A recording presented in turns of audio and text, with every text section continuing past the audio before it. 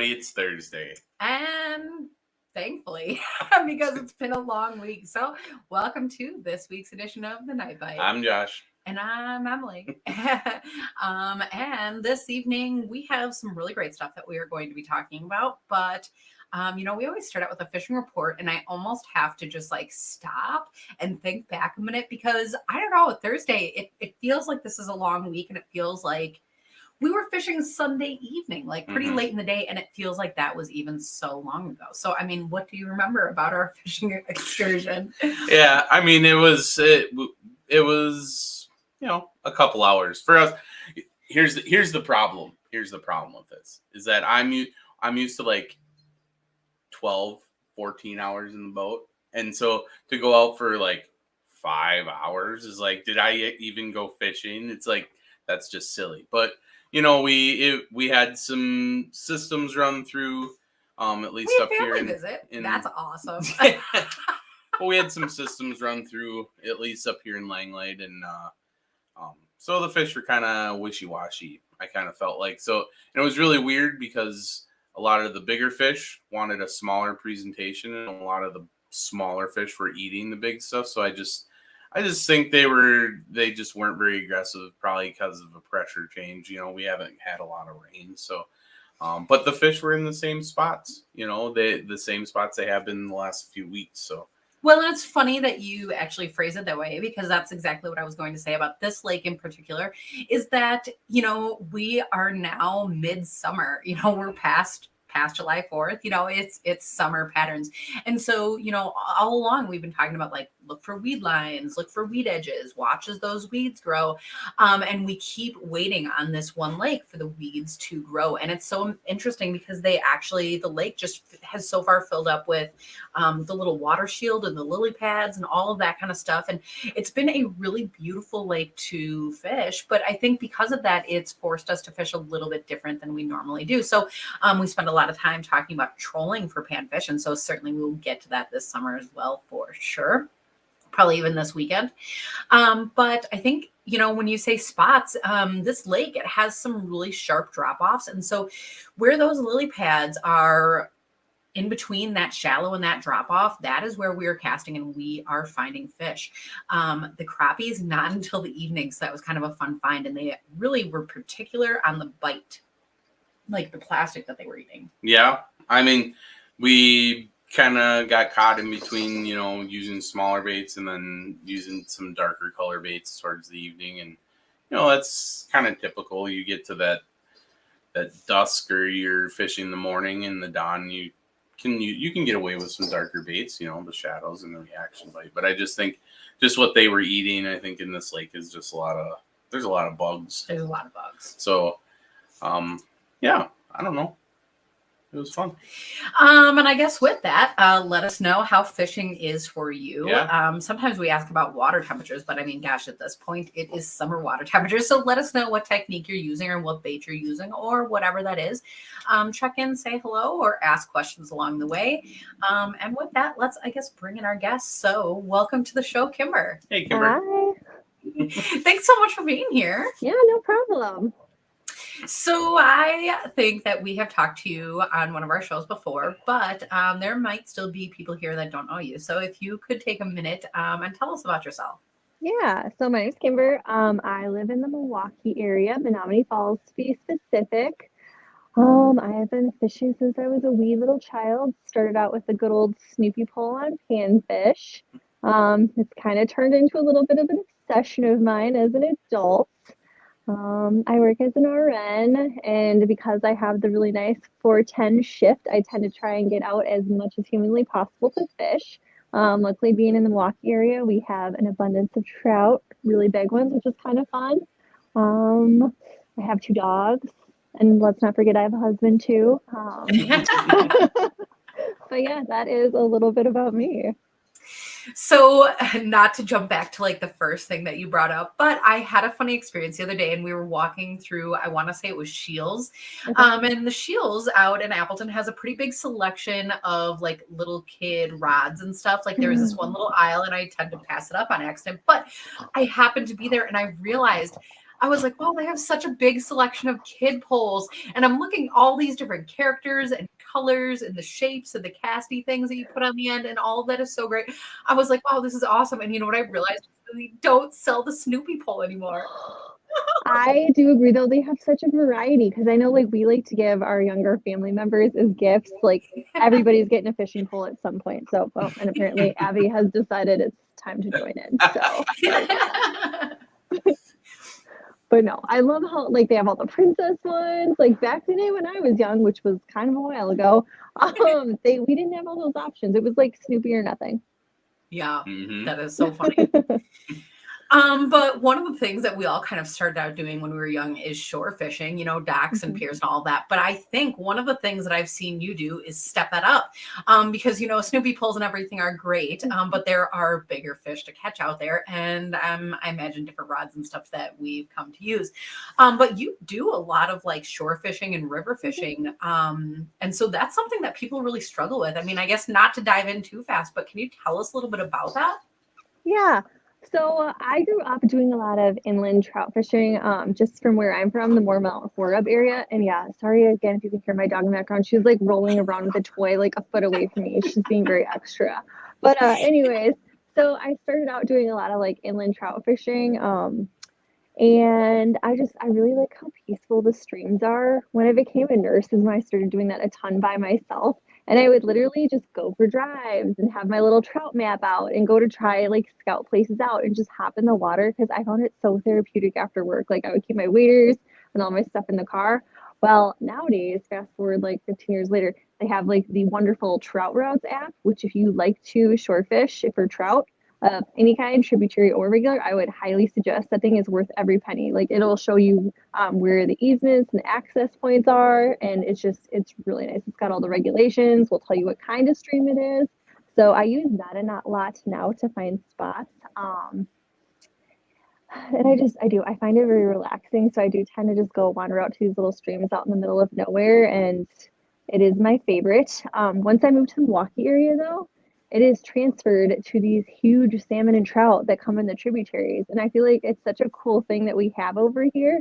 I mean, you get these big fish that come in the spring and the fall, and they're right there for anyone to access. And really, it's just studying maps to find spots. I usually pick spots that are a bit of a hike because I don't like to combat fish. So, like, if there's a dam, I wouldn't go there because there's going to be 80 other people there.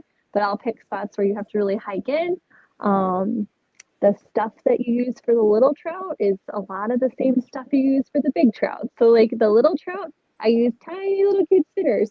The big trout, I use really big spinners. So like a lot of that stuff transfers over.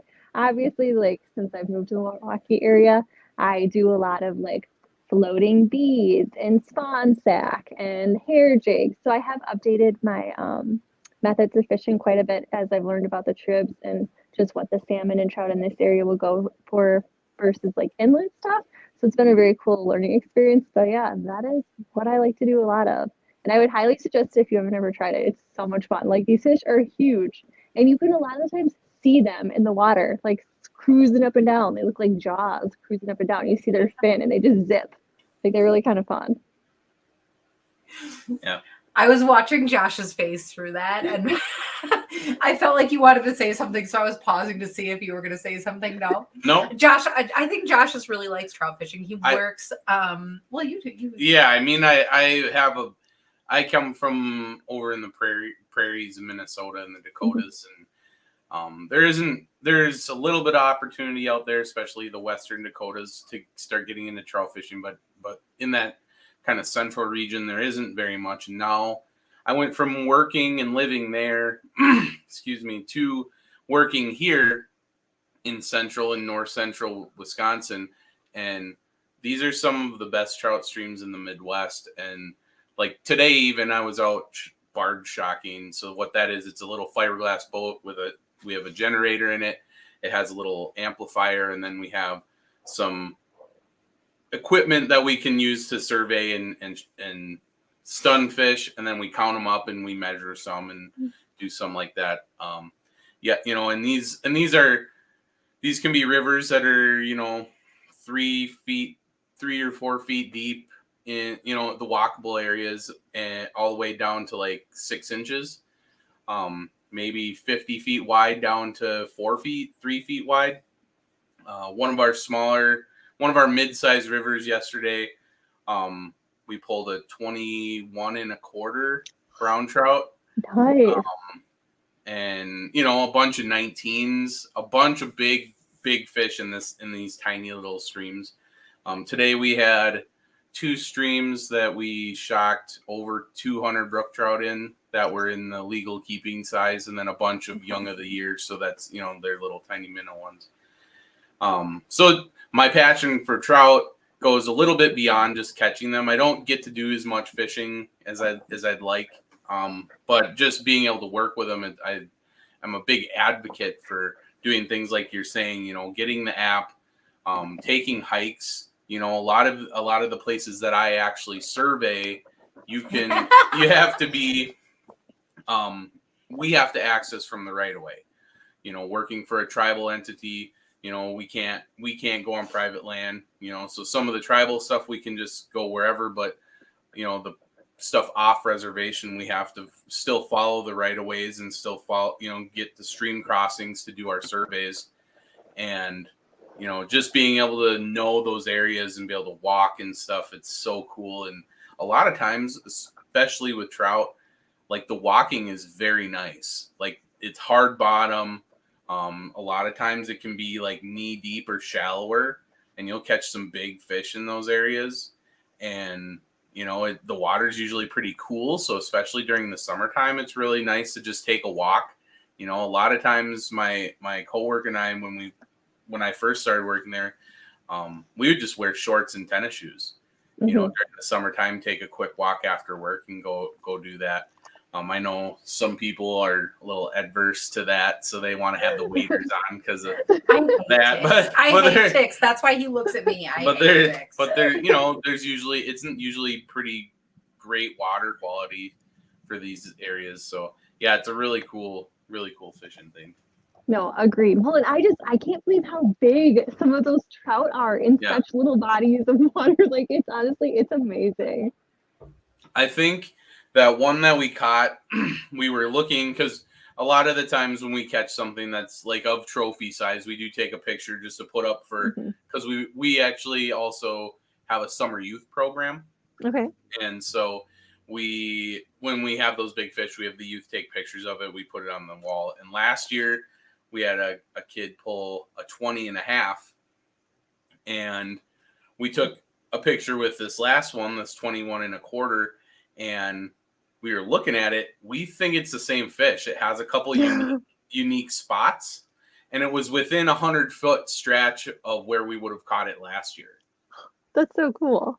Yeah, so that's another thing that people might not know is if you're not practicing catch and release with trout, that's totally your call. But a lot of times, especially these big fish, they're a lot like any other big fish. They set up territories in their stretches, and you can go back and catch those same fish year after year sometimes, because if you let them go, right where you catch them or near, they'll find their way back to their spot because they're holding that down. They set up their territories. They have their food. They're the top of the food chain in that stretch. So it's kind of cool that we were able to kind of see that, because we've never seen that before. But it grew like 3/4 of an inch over a year, so it's kind of topped out. But it was pretty cool. Well, I feel like those really big trout, like they've earned the right to go back in the water. I'm very selective about harvesting, and I honestly I love the brown trout and the brookies inland so much. Like I will not keep those just because they're so pretty and they're so neat. But like those ones, especially the big ones, like nope, they've earned the right to go back. Like they're huge, they're massive, they're smart, they're so beautiful. Yeah. Well, that's next to the pumpkin seeds and bluegills. Trout have to be right up there with some of the prettiest fish that we have in Wisconsin. Agreed. So I'm sitting here and I'm kind of laughing because you do this for your job and you do this awesomeness forever, it seems, or something. But, I have to admit, somebody like me, this is something that I haven't done so much. And, it sounds so easy. You guys just make this so easy. Oh, you just go for this beautiful hike through beautiful nature and you get to this beautiful stream and the beautiful water and the beautiful fish, and it's great. But in my personal experience, here's what actually happens. I'm in my garage and I'm like, I don't even know what to take with me. And so I grab a random assortment of anything like shiny or worm-like. And then I'm like, maybe I bring a bobber, or maybe I don't, or maybe I bring this rod, or I don't, or I need something that I can cast, but among brush, this, that. And then I throw everything in my car, and then I get there and I can't carry any of it to the stream. So I guess for somebody who, like me, maybe is starting at ground zero, like, how do you go about making it easy like it sounds? Yeah, like don't overcomplicate it. For the longest time, my trout stuff, I take one little bag. I take a landing net. I take a box of spinners. I take one pole. I take some extra leader material for that pole. I take some little forceps. I always wear waders. Especially if I'm going to be wading or like going through a lot of like grass and stuff. I'm allergic to a lot of that stuff, and if it brushes on my skin, I tend to break out. And I had an awesome run-in with some sawgrass the other day in shorts. Lesson learned, that stuff looked like regular grass. It indeed was not. I still am like marked up from it. It was so painful. So yeah, I always wear waders. I don't love the ticks, and I get kind of squeamish about those. So, and they don't seem to be able to crawl up the waders as easily. So I always wear the waders. And then when I'm by myself, I don't tend to get in the water as much. I tend to find places that have easements, and I stay on the shore. And I don't mess around with sketchy stuff when I'm out by myself. Um, so yeah, I just keep it really simple. I either commit to like I'm going to use crankbaits, I'm going to use spinners, or this year I have been fly fishing for inland trout more. Some really nice older old timers from Trout Unlimited have actually taken me out a couple times, and they've taught me techniques like this is how you deal with if there's brush. And like I just kind of had them pick out a couple like general purpose flies that you can use year round, because I am not quite that fancy. I'm not going to match the hatch. I don't know what that fly is even supposed to be. So I just want the one that I can use year round, because I'm not that fancy when it comes to fly fishing. There's probably fly fishers listening to this cringing right now, but like I pretty much use the same fly year round. And it just keeps it easy for me. And then I only have to carry that one thing. And then I have some indicators and you're good to go. So I do. I keep it really simple. Trout are pretty aggressive. Like I work a hole for a while and then I move on. I don't know. And like I don't take that much. If you really want to bring a second pole, you can. But I mean, I for the most part just take one. And then I just kind of enjoy like hiking, being out there. Oh yeah, I should say I do pack snacks too. I'm big into snacks. Like can't be getting hangry out on the river. And then yeah, I'll use my little trout routes app, and it's like a nice, peaceful, serene hike on the river where I get to play with fish. Yeah, I think Kimber's completely right with that. You just want to carry as little as you possibly can. Mm-hmm. And like she said, you can really narrow it down to three things. It doesn't have to be complicated. A small crankbait, anything that's like a dark or a shiny color in like 3 to 4 inches, and then a spinner. And usually, like you said, you could get a box of spinners and you could put 1 or 2 crankbaits in with your spinners. So there you go with that. And then if you want, you can bring a little pack of flies. You can put flies in a Ziploc. They're not very big. You can just roll them up, throw those in your little spinner thing. And you can use those with a float. So even if you're not using a fly rod, you can put like a clip bobber. It could even be a stupid red and white bobber if you want. Anything that just will be an indicator, because it doesn't have to go completely under. Mm-hmm. A lot of times you'll be close enough you can see the fly anyways. All this is doing is giving you a little bit of casting, and you just throw that up and you let it float by the hole, and you can even pop it. And sometimes even the bobber, it'll get their attention, and then they'll watch it float by, and then there's a bug behind it, and that's your fly. So you can keep it super simple like that. You don't have to carry a bunch of stuff. Like you said, if you're fishing from shore a lot, it is really important to bring a landing net, because you don't want to have to handle the fish any more than you have to, because That's the one thing with trout species, that Mhm. salmon family, they do not like to be warm. And so you want to keep them in the water as much as possible. They're pretty hardy. Like I said, we worked up almost 500 fish this afternoon, but yeah, you just want to take care of them as best you can and just keep it simple. Yeah. Speaking of keeping it simple, Shannon is asking if you ever use live bait. For inland trout, not really. I don't like to carry it. I don't like to mess with it, so I don't as a whole. Um, I did one time last summer just because my husband kept out fishing me with it, but after that one outing, I was just like, eh. But I know like my stepdad, he loves to use a worm on a little jig. A lot of the streams I fish actually have regulations where you can only use artificial. Same with like there's a spring in this area and it is artificial catch and release only. So a lot of places I fish you can't anyways. Yeah, I think as far as live bait goes, there's situations just like lake fishing for any other fish that it will work better. A lot of times in a river situation, it'll be after a rain when there's Mhm. not a whole lot of visibility, because that's what a lot of, if you notice what Kimber's talking about, the spinners, the crankbaits, the flies, those are all like highly visible baits. So when they can't see much, they it's harder to catch it. When they can smell it or when other stuff is washing down with it, that's when the live bait's going to excel.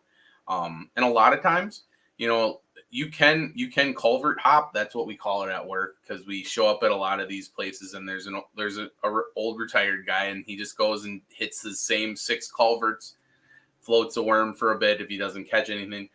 And it's amazing how attuned the trout get to people fishing those holes. And even though there's a big deep hole there, they might not even sit there. And all you have to do is walk 50 or 100 feet up or down from the culvert, and there's like loads of fish. But just right next to the culvert, they just seem like they get fished out. But they're basically is all they learned is that if they go in there and eat anything, then they're getting pulled out. So they just go and get away from the road. So, but yeah, in certain instances, I think. Well, and then too, the other thing, my struggle with live bait, they tend to like to swallow it a bit more. And because I catch and release so much, I don't like to use live bait for that reason. At least I've had really bad luck with it. Like they really aggressively eat those worms. Mm-hmm. Mm-hmm. Well, and I guess the other thing that I'm starting to learn from maybe you guys and others is that, to some extent, these fish are like sight eaters. And so a lot of times it's just triggering that reaction. And so when you have something like a spinner, when you have something like a crankbait, and you don't have to worry about re-putting bait on, and I'm a plastics lover, all day long, a jig and plastic, that's what I use. Like it's no secret. But, here you don't even have to worry about a plastic getting bit off when you can use like a hard plastic bait, because I mean, as long as you're not crashing it into rocks and cracking it up, I mean, that changes things a little bit. But Right. I mean, that's all you got to do is make them see it. Mhm. Look at me. Now I'm like, oh, look, it's just that easy. Well, and you bring up a good point too, though. Like if you don't have any crankbaits or you don't have any spinners, twister tails or swim baits work awesome too. Yeah. They basically anything. I don't know about the Lake Michigan fish, but for the stuff up by us, anything that a crappie or a bluegill will eat, the trout will eat. Yeah. It's more about, like Kimber said, taking walks, doing a little bit of research with like the trout app, and just finding pockets where they're less pressured. And there's plenty of them. Yeah. This is not for as high profile, I guess, of a pastime. I don't normally see a whole bunch of people out. Granted, I work all during the week, but still, I would think that I'd run into more people than I would just with, the resource in the area. But even, in our circles around here, there isn't that many people that walk streams very much. So if you're interested in doing it, one, there's nobody out there to make fun of you if you if something's not going right. So you can, it's a total experiment, The other thing, it's just super fun. and super awesome to be out in nature. Yeah. The other thing I'll say too, so my experience with people that inland trout fish, I do it a lot by myself. Everyone is always been really polite and nice. So kind of like the rule of thumb with inland trout fishing, like if you see a car at a bridge, you go find a different access. And like everybody that does that, for the most part, obviously there's exceptions, but like they don't go on top of each other because everybody's just out there trying to enjoy a little bit of nature. So it's a very peaceful, very polite. If I do ever see other old timers out, a lot of times I'll just be like, "Oh, hey, there's a lady out fishing. This is so cool," and they just more want to talk to me about that. Like, where's your husband? No, I do this by myself. Like, I don't know where my husband is. He's probably out on Lake Michigan because he's the best. But you know, whatever. But it's very relaxing, and yeah, everybody's very polite in that setting. Obviously, Lake Michigan trips are a little bit more combat fishing, so get ready for other people to come stand directly on top of you because unfortunately they will do that. But in inland trout fishing, yeah, people are usually pretty nice and polite. Okay, so before I move on, I guess my last like small trout question is that that's the wrong way to put it, but well, I mean, so one of the things that I've heard is that you have to be like super stealth. You have to like hide in the shadows. You have to like be silent. You have to, I don't know these waters better than the trout, basically. So is there truth to that, or you can kind of just like wait around and have some fun and just make it happen? So I'm kind of go back and forth about it. Like if it's really skinny water and it's clear and it's not moving a lot, like yeah, they can see you really easily and they can spook. But like the biggest brookie I've gotten was over 18 inches. And that thing, the person I was out fishing with had already fished that hole. It was like 3 feet away from me, and I had already been casting that hole for 15 minutes, making a bunch of noise, splashing around. I think it just got ticked off that I was continuing to cast in its hole and then came out and smacked my bait. So, like, yeah, you don't want to be like jumping up and down on the bank and stuff, but like I said, I've gone out with some fly fishers.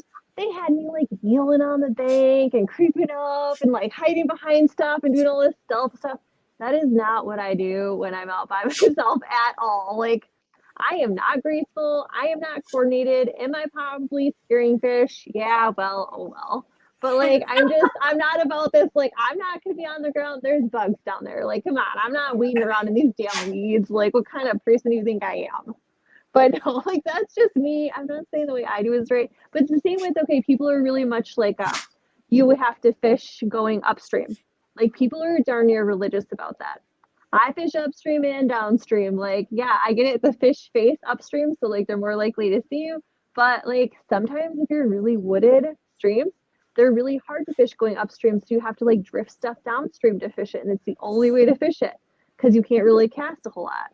So like sometimes I fish downstream too. I catch fish doing it both ways. Like I think as long as you're out there, I think you're fine. That's inspiring. I don't mean to be cheesy, but it's true. That's how I feel.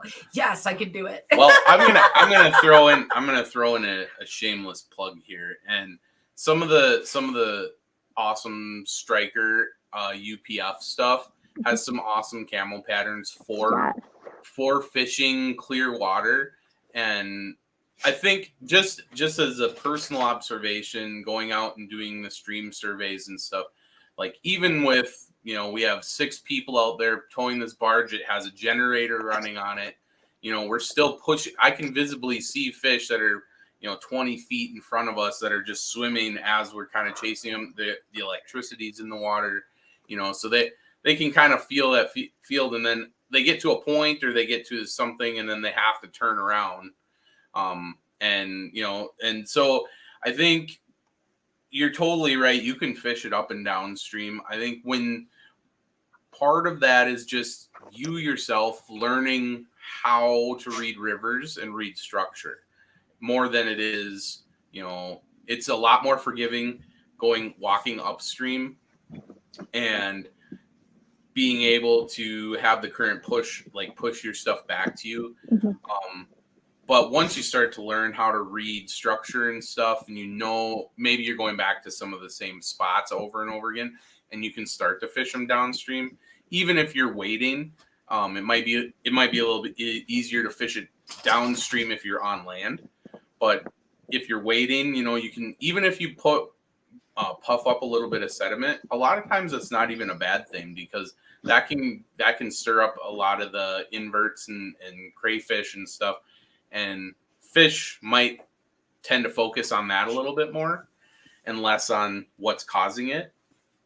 Just personal observations, because there's no reason why if I'm pulling a barge and we are from me to Emily away from a pocket, and I pull my wand out that has, the equipment, and a 20-inch brown pops up like right next to me, like there's a generator that's like 3 feet behind me. So I think there's a little bit of truth to what you're saying, but also it doesn't hurt to have some gear that, not only protects you from the sun, because you're, a lot of times you're out in the open, especially if you're waiting.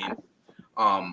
But just having that little bit of breakup, I think, does help. At least it breaks up your silhouette, so you don't look so much like a big outline. Yeah. No, I agree completely. And I should clarify, like I said, I usually am on the banks. I don't get in the water a ton. If I am in the water and stirring a lot of crap up, then yeah, I do tend to go more upstream just because the water gets pretty gross. But I stay on shore quite a bit. That's actually awesome. Yeah. So, way back in this conversation, one of the things that you had said is that fishing the bigger trout or the big waters is a lot like fishing the smaller waters. You just use bigger baits. And I guess that was something that really surprised me, because I did not expect that. But now, after this first conversation that we've had, I feel like this makes a lot more sense. So, I mean, is it really just that easy that you can like take those same baits and basically upsize them and just still be successful? So it definitely can be. And I'm sure the Lake Michigan people will be like, oh my gosh, no, you got to float spawn sack and do all this stuff. So the very first time I went tributary fishing with my now husband, he's like, oh, you're going to throw that. Because I literally took a big spinner, like a size 5. And I was fishing this huge pool.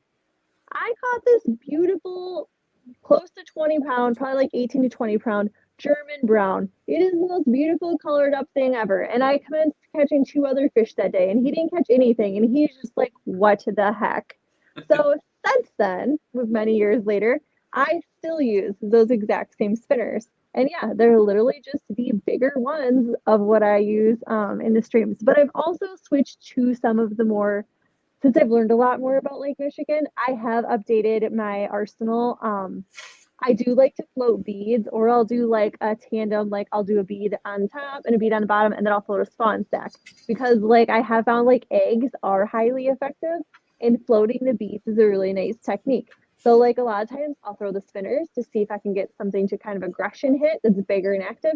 And then the fish that aren't quite as like active or wanting to chase something that big, like a lot of times they'll hit a bead or a spawn stack.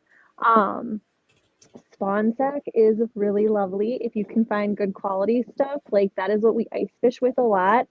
It is highly effective out on the trips and just for like those big trout. I'm trying to think what else. I know one of the other popular things they like to do, they like to float hair jigs with like a wax worm. So we actually use the I see you're wearing your Widowmaker shirt. We really like to use the Widowmaker shimmer jig, and then we'll tip it with a waxy. That thing has been fire. We actually use like the really little float indicators a lot of the time. So you just float that thing with a waxy on it. That thing, the trout love. In summer, or you doing that in summer? So that we do in the fall usually it's usually when it's colder. So like fall, winter, spring is when the big trout move in. And yeah, that thing has been fire for big trout. So we've been really liking that. That's so crazy. So yeah, you can use the same stuff but bigger, which is definitely like I still use spinners quite a bit. Or you can, do like I did and kind of learn some of the Lake Michigan stuff. But if it's something you don't do all the time, like no, just use bigger spinners or crankbaits or whatever. Crankbaits are solid year round. And you had mentioned the spawn sacks. So I think earlier in the show, Shannon had asked about live bait. And I guess I don't know if spawn sacks qualify or not. I don't know. But you had mentioned, good quality ones will work. So what is the difference between like a good quality one versus a not good one? So with the spawn sack, you just want to make sure like you're either harvesting it yourself and tying the bags or getting it from someone who does. A lot of the stuff that you get from stores, like those fish are actually the ones that hit spawn sack. They're very fussy on scent for that, especially like on ice. So you need to have really good quality stuff. So we actually we harvest our own and we tie it up ourselves.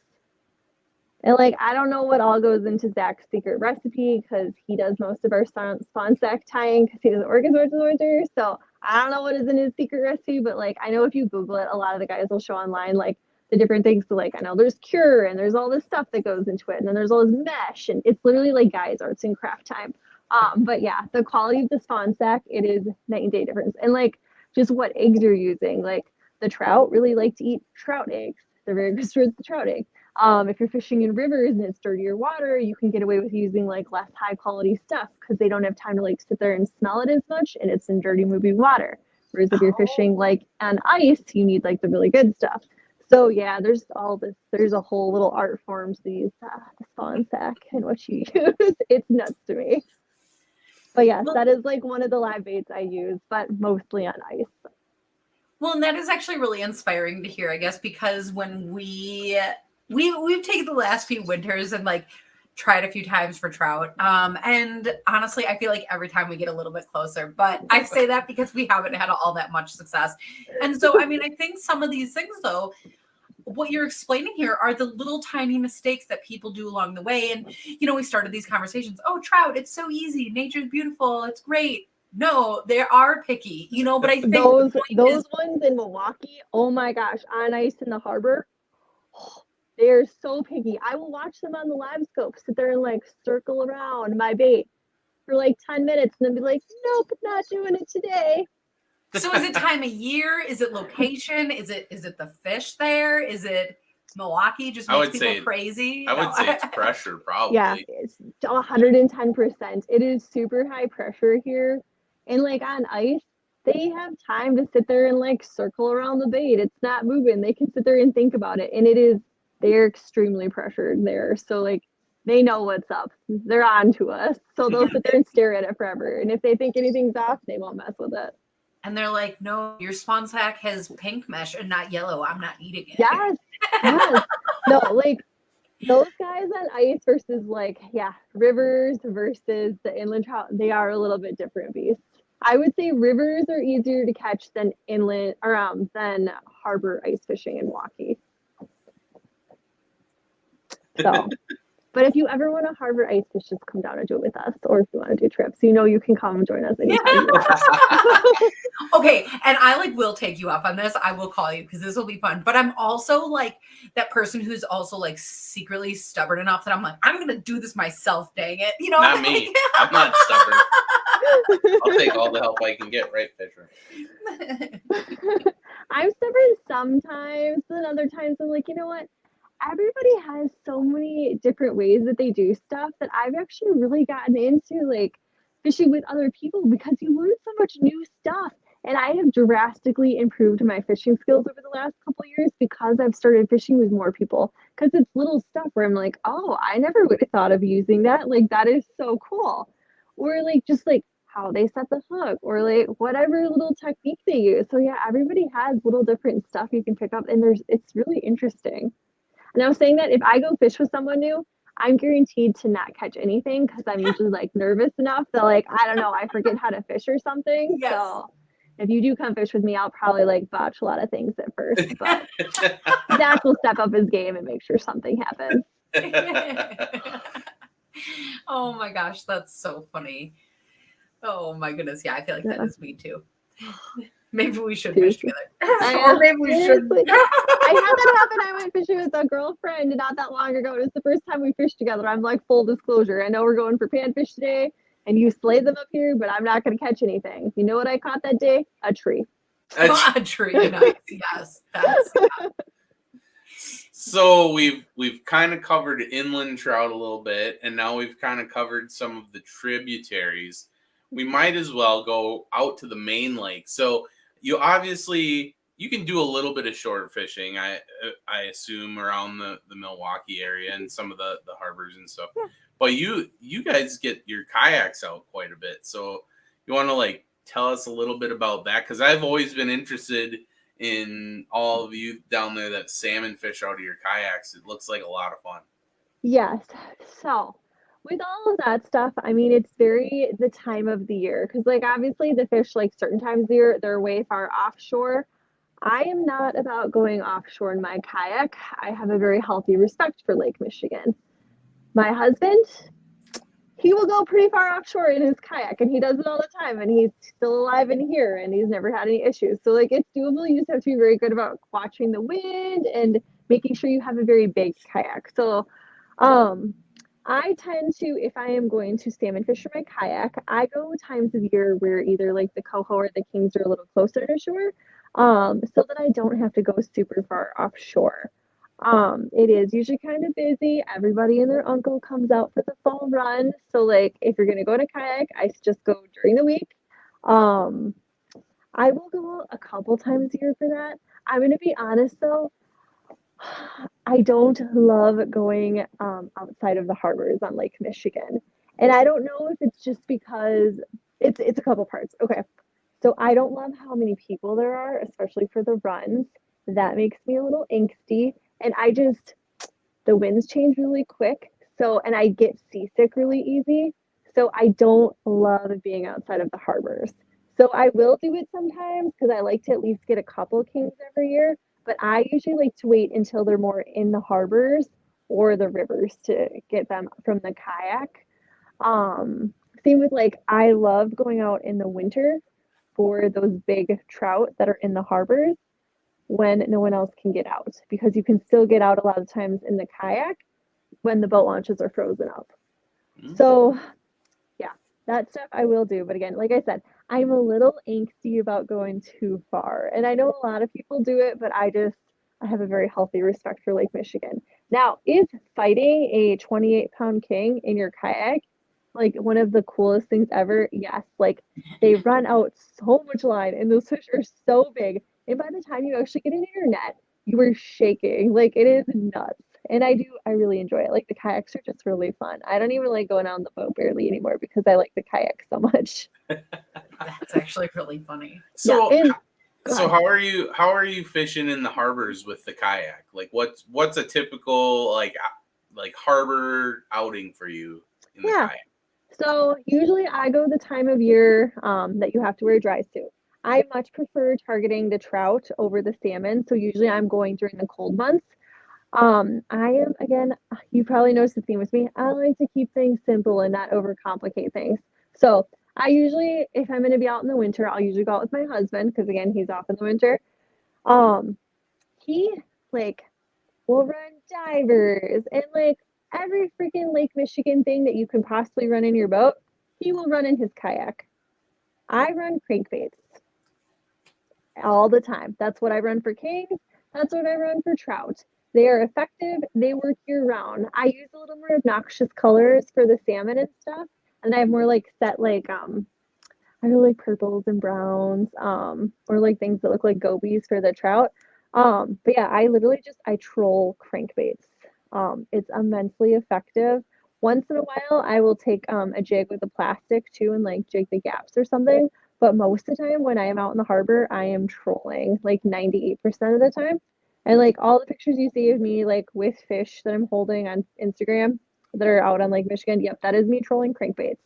So I don't even mess around with like the spoons, the dipsies, all that stuff. Like I just don't want to go there. I don't want to have to mess around with putting a diver on my pole. Like the crankbaits work, so that's just what I use.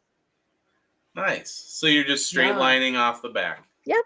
Yeah, That's so I've got two rod holders kind of like on the sides. So I literally just have them like right on both sides of me. And I only run two lines, solely because sometimes with big trout, I struggle with even having two lines and I'm not tangling them up. I don't want to throw a third one in the mix. But I know some people throw like a third one off the back too. Yeah, we rarely run four between the two of us. It's most of the time, even when we're trolling for panfish, most of the time it's just one rod a piece, and that keeps us plenty busy and plenty tangled up too sometimes. Well, and I heard you guys, what do you guys like to troll with for panfish? Because I love trolling for panfish as well.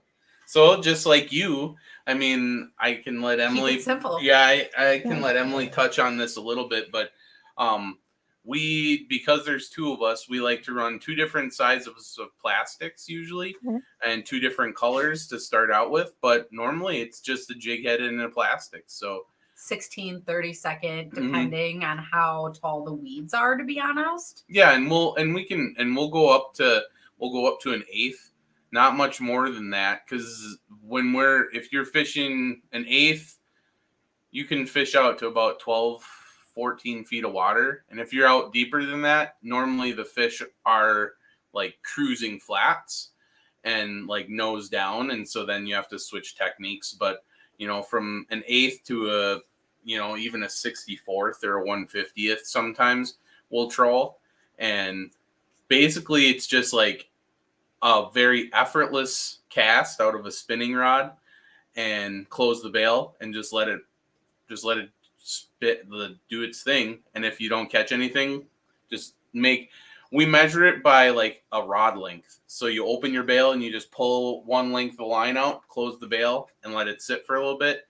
And if you aren't touching weeds and you're still not catching fish, let more line out. If you touch weeds, then reel it up and change something else. You have to change your plastic but it's super simple and it's super fun. And it's just an interesting way to catch panfish, I feel like. We were I think it's immensely, bluegills. Yep. No, I think it's immensely effective. I patrol for panfish all the time. I usually do a little plastic. I'm, Mr. Twister plastic. Love those things. And then I've actually gotten into I use, those little spinners that I use for trout. I actually use those for panfish all the time. And the panfish hammer those little spinners. Yeah. I always look for who the heck makes those rooster tails with the props. With the prop on the yes, I love those little prop jigs. And let me tell you, crappies, bluegills, bass, pike, like giant pike, love those teeny tiny spinners. I swear to you, the black and silver one, anytime I see those, and I like this, the regular spinner, great. That propeller though, I swear to you, there's something to that. I love it. Shannon is asking, how fast do we troll for panfish? And I think part of that depends on if you're in your kayak, you just go at kind of the pace that you're going. I guess I'm not even going to be so specific because you're so specific. Actually, I have my fish finder on mine, so I have very specific speed. I keep it between a 0.6 and a 1.2, and I kind of alternate, depending on a lot of times when it's hotter. At least my experience, they like it a little slower. But yeah, I keep track of how fast I'm going. So panfish, 0.6 to 1.2. Yeah, and that's about exactly what we would run in our boat too. So, you just have to kind of play the aggressiveness of the fish is one, and then your depth. A lot of times if you're shallower, you can get away going a little bit faster. If you're a little bit deeper, you want to slow down maybe a little bit. One advantage I feel like you, Kimber, have over us is that because you can speed up and slow down a lot faster and take a little bit more turns than we can. Panfish really love hitting things on the fall, and they like hitting things on the rise. So anytime you can take your boat and it's not super matty, and you can do like a serpentine, what that does, especially if you're fishing two lines and you have them on each side of the boat, one line will sink and then the other one will rise when you turn, and the same on the other side when you turn back. So when you're on one side, when you turn in, your bait will sink, and then when you turn away from the side that your bait's on, it'll speed up and come like that. And if you're having a hard time catching panfish when you're trolling, maybe just change your pattern a little bit. Keep on your same line, but instead of going straight, just make it go like this as it's going forward. And that a lot of times you'll find a little bit more success too. I love that. Yeah.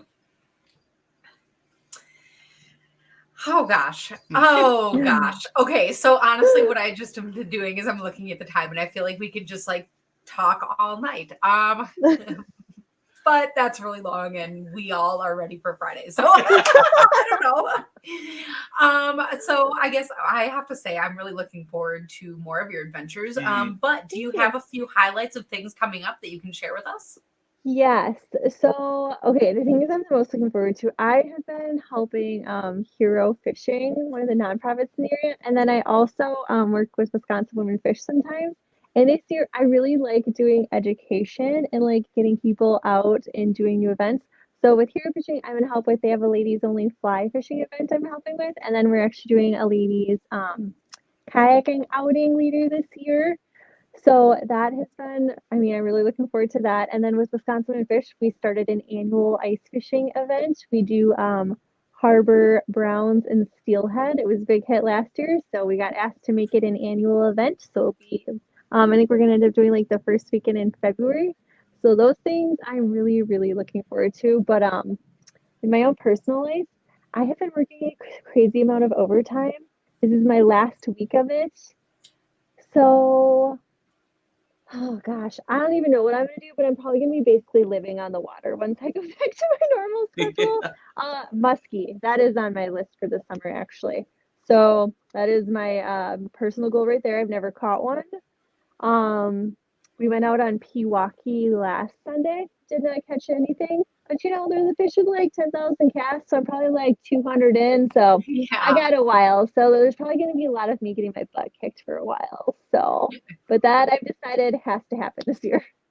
Awesome. Well, if you get towards the fall and you want to make it happen, we have some good little spots up here that you have a pretty decent chance. Okay, that would be great.